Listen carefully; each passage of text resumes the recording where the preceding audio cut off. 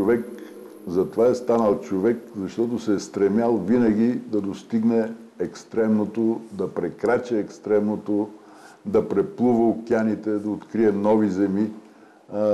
На Земята има 3 екстремни точки, които са най-трудно достижими и е било винаги въпрос на чест.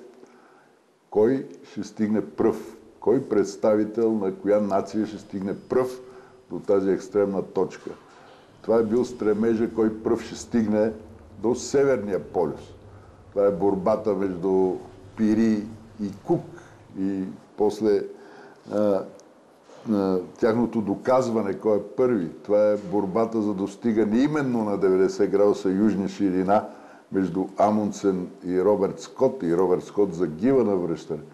Това е достигането на най-високата точка на планетата, връх Еверест, преди 53-та година, когато за пръв път се покорява връх Еверест. Така че човек винаги се е стремял да достигне някакъв връх.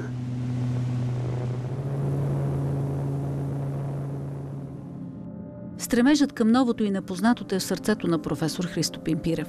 Може би за това и потегли към дългия повече от 20 000 км път до Южния полюс.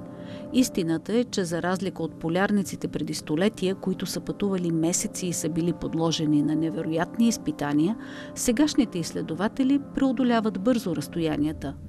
И никой не оспорва покоряването на ледената шапка от писателя Стефан Груев и пътешественика Стефан Пашов. Те обаче са били част от чужди проекти.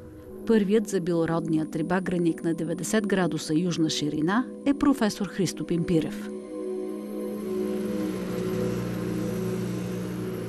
И макар че в 21 век всичко е по-лесно, достигането до Южния полюс, мястото където се пресичат ротационната ос на Земята с земната повърхност, е свързано с 3-дневен престой в палатков лагер за аклиматизация.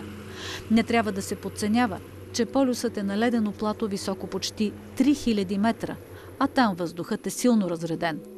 Решилите да достигнат най-южната точка преминават последните 10 км най-често на ски.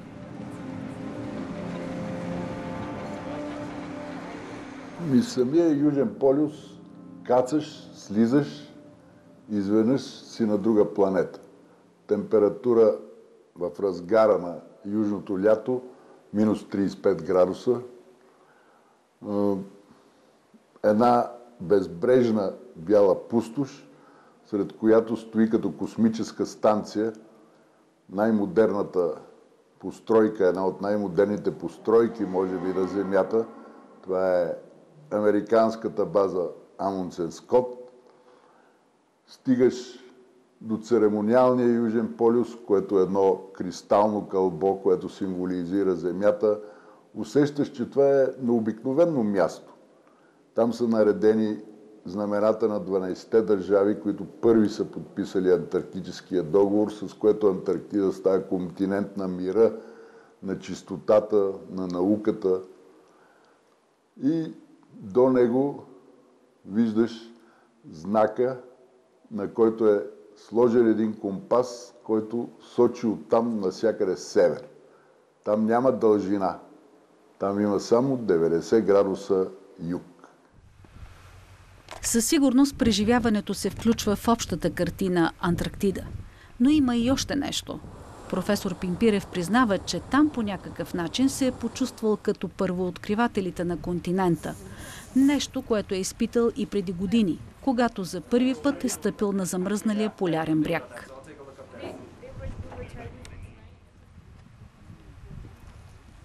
Още си спомням как като малко момче скитах из Варненското пристанище, гледах големите кораби, обветрените лица на моряците и мечтаях да тръгна по непознати земи далече, далече на юг.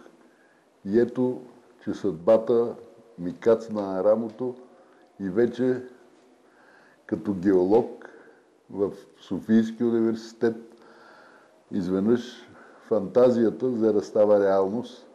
За 100 годишнината на Софийския университет група млади преподаватели решихме да направим нещо, което не беше правено. Да организираме експедиция до най-южния континент на Земята, Антарктида. Тогава и разстоянието, и подготовката, и неизвестното, пред което се изправят академичните преподаватели, съвсем не покриват предстоящото предизвикателство. Авантюрата обаче се оказва началото на българското присъствие на Антарктида. Спомените са дълбоко запечатани в съзнанието на шестимата, дръзнали да се наречат полярници. Първа среща с ледената красота, с застиналите форми, които преминават от бяло до тъмнолилаво. Дружелюбни пингвини, тромави тюлени и една пронизваща тишина. Такава, каквато не може да се открие никъде на нашата земя.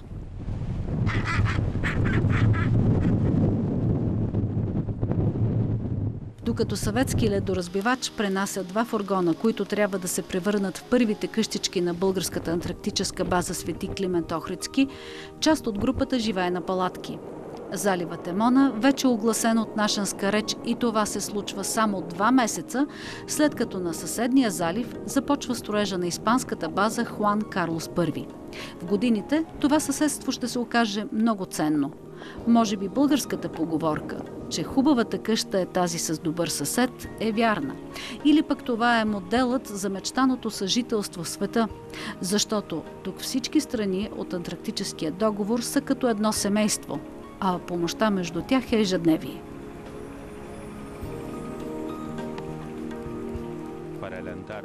За българските полярници беше много тежко да се устроят на Антарктида. Отиваш надалеч, багажите са тежки, да не говорим, че трябваше да се строят къщи. Ние помогнахме с транспортирането на около 15 тона материали с сериозен обем, над 15 кубични метра. В крайна сметка това е част от духа на сътрудничество, което имаме с България. Трябва да знаете, в Антарктида няма големи и малки държави. Като част от Антарктическия договор, ние сме ангажирани да помагаме на всички полярни страни, както в науката, така и в логистиката.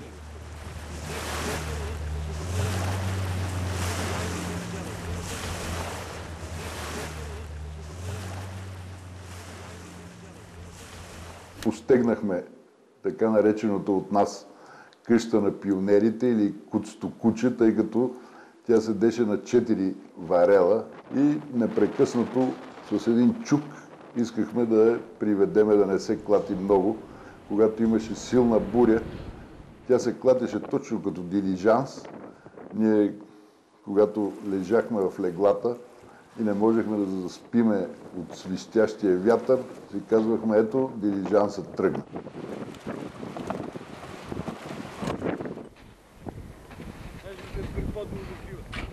Светлата част на денонощието през полярното лято позволява да се работи по близо 16 часа. Това е шанс за българските учени, които съвместяват преодоляването на битовите проблеми с работата по научни проекти. Първите изследвания бяха в сферата на науките за Земята. Крум започна да следи как се движат ледниците, заби едни бамбукови колове над базата, за да се върне до година и да види колко са мръднали, как се е мръднал ледника, в каква посока се движи, дали се отдръпва. Тоест почнахме още от първата експедиция да следиме какви са глобалните климатични промени. Въоръжени с подръчни инструменти, геолозите събират и първите образци от скалите в района на Българския залив. Преминали през сериозна селекция, скалните парченца трябва да се пренесат до България в раниците, заедно с ръчния багаж. Геолозите си спомнят, че тези материали са най-ценните за тях. Това е едно кътче от Антарктида, което показва най-новата история на България, която Антарктида заема вече подобаващото си място. И Антарктида е най-голямата природна лаборатория на Земята и това е голяма привилегия за българските учени, че сме там. В годините се работи по различни проекти в областта на науките за Земята и живота. Сред значимите открития е вкаменелост на главоного животно. Това е амонито от род Буснардуитес. Фосилът е намерен на плажа пред базата и за изненада на учените той преобръща представите за геоложката история на тази част на Антарктида. Оказва се, че скалите са с цели 100 милиона години по-млади. За сравнение, динозаврите са изчезнали преди 66 милиона години.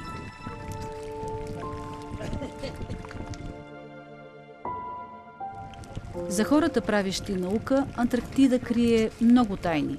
Все още се прави картографиране на районите. Започна и изследване на океанското дъно, за да се осигури безопасност на плавателните съдове. За първи път успяхме да направим хидрографна снимка на Южния залив на остров Ливингстън, в района на българската антарктическа база, където успяхме да заснемем около 25-26 квадратни километра с едновременно заснимане на дълбочини и координати.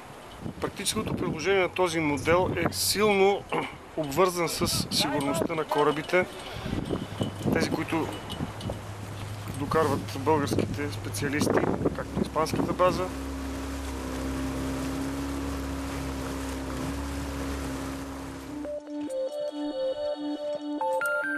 Българските учени, работещи в района на Ливингстън, имат щастието да бъдат истински откриватели. Тяхна е заслугата биологичното богатство да се увеличи с 5 нови вида водорасли, 3 вида почвени кръгли червии и морски рачета, живеещи в едрия пясък на заливната от морето плажна ивица. Намерена е дори и нов вид висша гъба в околностите на нашата база. Специалистите са категорични, че тя е индикатор за климатични промени. Замърсяването и промените в околната среда са двата стълба на научни изследвания в живата лаборатория Антарктида, а българските учени имат своите постижения.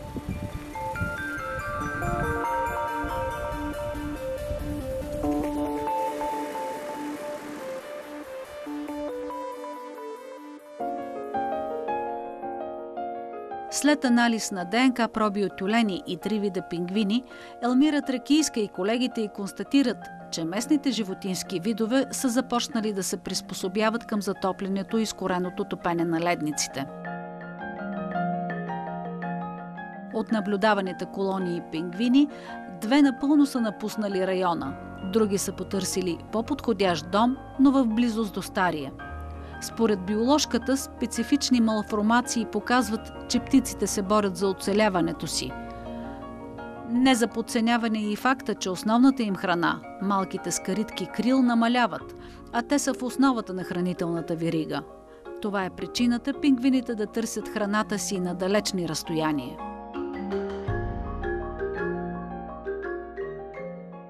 Самата сондажна апаратура беше произведена в Швейцария. Пристигна първо с кораб, след това с чилийски хеликоптери беше свалена на самото място. Направихме сондаж, от който взехме ядка, т.е. проби от всеки сантиметър надолу до 10 метра дълбочина. Айде горе! Аз държа. Здраво. Айде! Крак. Няма това. This is down, that is up, and this is also here. Изследвахме температурния режим на тази замръзнала почва и как той се променя във времето. Тоест, климатът отчетливо се затопля. Разбира се, тези резултати, които се получават, ние правиме съпоставка с изследвания в други части на Антарктида и се оказва, че Западна Антарктида, където е българската полярна база, климата действително се затопли, и то доста чувствително, ледниците се рушат. Ледниците се изследват и от чилийските учени, макар с други способи и методи.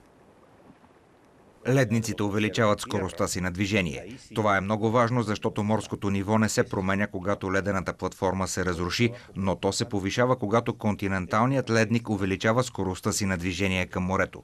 Друга важна задача е изследването на проби от ледниците, които показаха, че за 12 години имаме замърсяване на леда, което идва от останалата част на Земята. Увеличено е съдържанието на различни тежки метали, включително на мед и на уран. Знанията за Антарктида се попълват постоянно. Оказва се, че измерването на радиационния фон на остров Ливингстън може да допълни информацията за замърсеността на крайбрежието. Радиобиологът Милена Христозова е направила повече от 2000 измервания с апаратура специално изработена за целта от водеща българска лаборатория.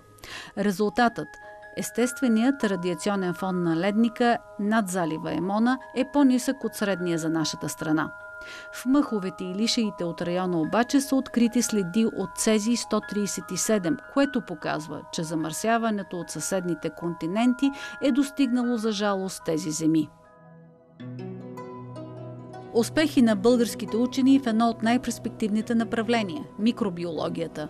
И тъй като на този континент условията са уникални, това е най-студеното и най-чистото място на Земята, там са открити и непознати микроорганизми.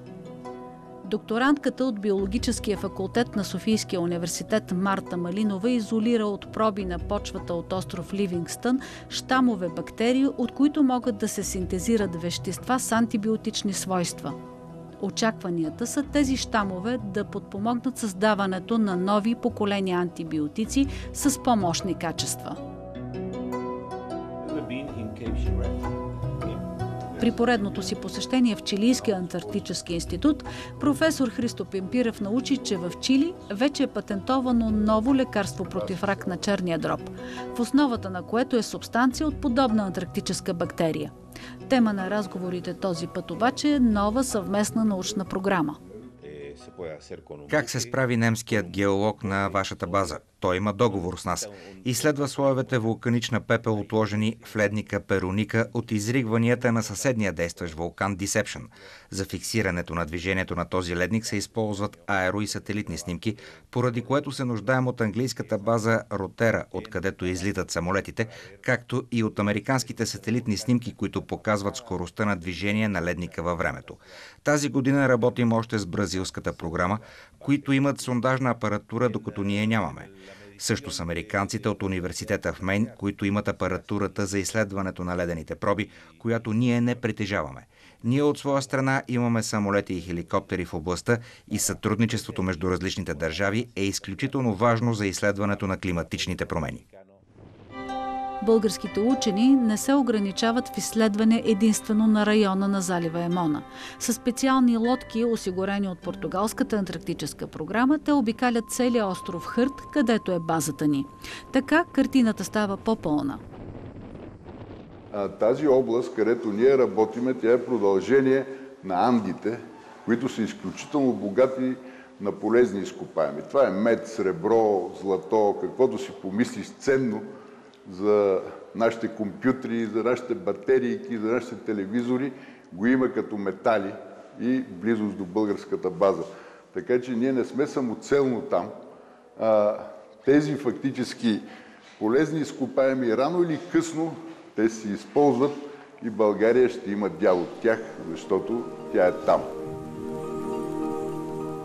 България е постоянен консултативен член на Антарктическия договор от 1998 година. Практически тази конвенция представлява правителството на ледения континент и нашата страна заедно с още 27 държави участва във всички решения, свързани с него. Едно от основните решения на договора е Антарктида да бъде споделена от всички и владяна от никого, така че околната й среда да може да бъде запазена за човечеството и науката, да остане отдалечена, изолирана зона, място на мир и наука.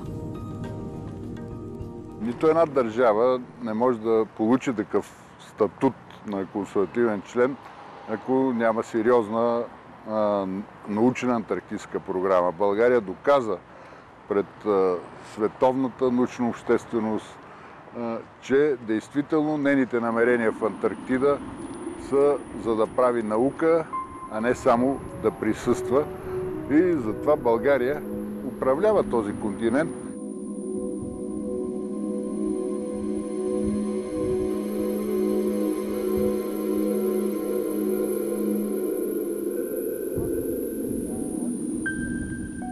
Следващата година на страната ни се пада честта да бъде домакин на поредния форум на Антарктическия договор. През юни 2015 в София се очаква да дойдат висши дипломати, политици, антарктици, учени от близо 50 държави. Те трябва да очертаят не само правната рамка, в която ще продължи изучаването на ледения континент, но и всички аспекти на неговото съхраняване като девствена територия.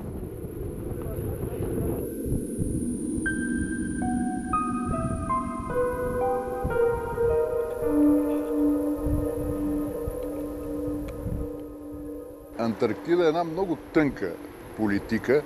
Тук се дискутират кога ще започне, примерно, експлоатацията на природните ресурси на този континент, което е много важно както за екологията, така и за икономиката на света. Има мораториум върху техния добив. Не е забранено тяхното проучване, но не и добиването, защото добивната промишленост тя замърсява неминуемо за момента околната среда. И този мораториум е въведен от именно тези 28 държави, сред които и е България. Действително, съхраняването на Южния леден континент е важно за цялата планета. Затова всички ние, които сме членове на Антарктическия договор, си сътрудничим във всички сфери и това е започнало още от миналия век. Ние сме тези, които имаме тежката задача да създадем и изпълняваме правилата, гарантиращи съхраняването на континента.